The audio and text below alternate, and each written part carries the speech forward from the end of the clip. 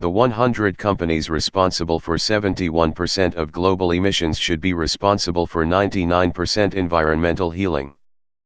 Stop shoving Greta Thunberg's summer sailing vacation down our throats. The 10 recyclable plastic packages I get from my weekly grocery run to put in the blue bin after use isn't going to do anything. Those 100 companies have the means to change the world with cents on the dollar.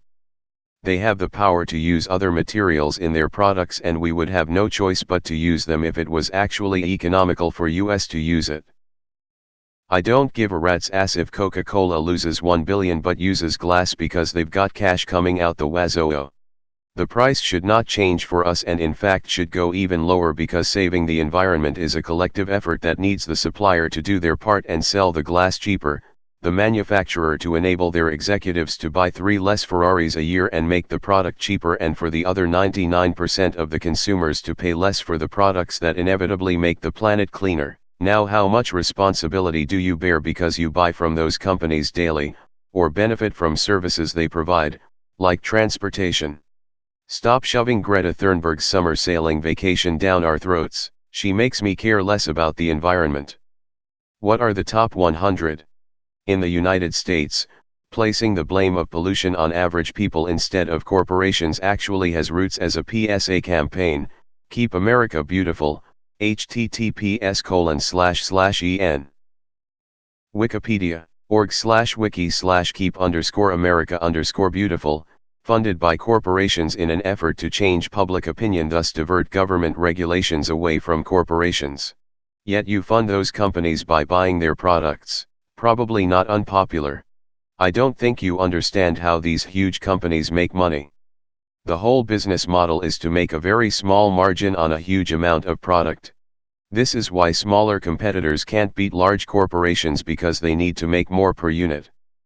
So if they changed the packaging, they would have to raise the price, or that slim margin would go to nothing or maybe negative. What about us consumers who use the item?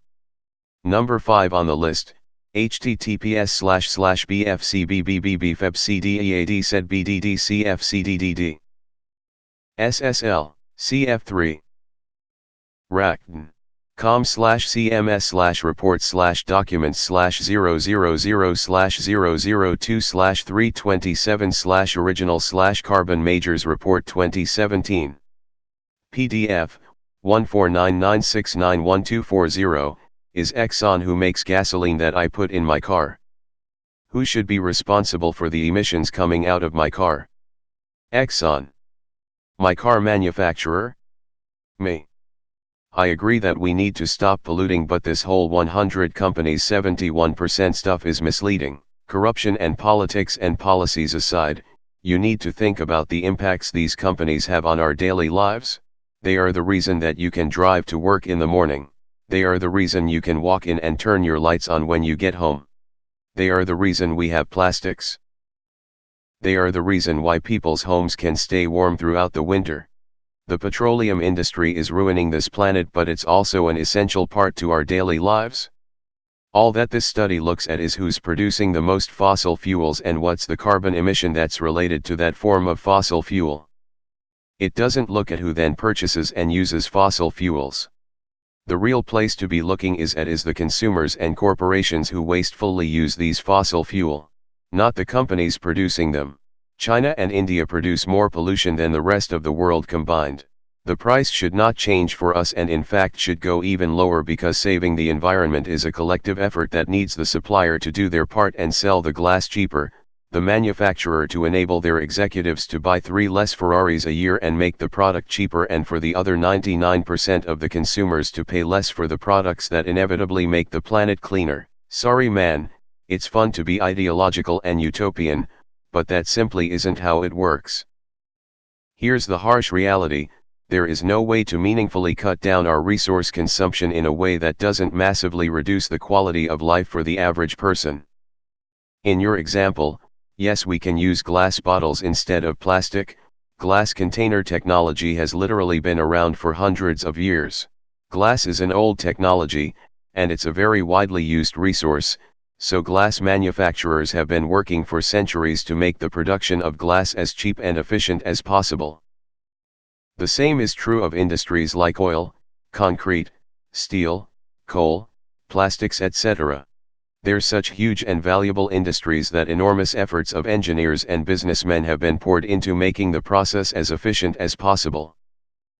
In an industry worth hundreds of billions of dollars a year, even a reduction in operating costs of a fraction of a percentage point can mean millions more in profit. Trust me, they aren't going to suddenly be able to produce glass for half the price just because some activist demanded them to. By the way, the sensitivity of big industries to relatively small changes in production costs also means that a slight uptick in production costs can completely wipe out a company's profit margin. A quick Google search shows glass bottles are about $0.50 more expensive than glass when bought in bulk. Coca-Cola produces 110 billion bottles a year. https://www.theguardian.com/environment/2017/ox/02/ Coca-Cola increased its production of plastic bottles by 1 billion last year, say Greenpeace, and averages around 20 billion in profit a year. https://www. Macro trends. Net/stocks/chart/ko/Coca-Cola/gross profit. So a 50-cent increase in the price per bottle would completely eclipse the yearly profit and the company would be losing 35 billion a year. This isn't a loss that can be eaten by the CEO buying one Ferrari less than he would have. The price will go up for consumers to make up the loss. Otherwise Coca-Cola will fold, everyone who works there will be out of a job, and no more Coca-Cola products for the world. But 50 cents a bottle isn't so bad, and maybe it's worth it for the consumer to pay a little more to avoid the plastic pollution, but the end result is going to be higher prices for the end consumer. The relatively high price of glass over plastic bottles also isn't arbitrary. I agree that plastic pollution is a serious problem, but there is a trade-off to switching to glass containers. A glass 300 ml Coca-Cola bottle weighs about 200 g, and glass takes about 25 mg/kg to produce, so about 5 mg per bottle. A plastic 500 ml bottle weighs about 15 g, and plastic takes about 85 mg/kg to produce, so around 1.3 mg per bottle. This means that to produce the glass required for one soda bottle is about 4 times as energy intensive if glass is used instead of plastic. By the way, this is just for the raw material costs. Glass bottles are 10 times as heavy as plastic, so they cost even more energy when considering the transportation costs, and likely the bottle production costs. Glass may pollute less than plastic, but it consumes a lot more energy, so pick your environmental poison.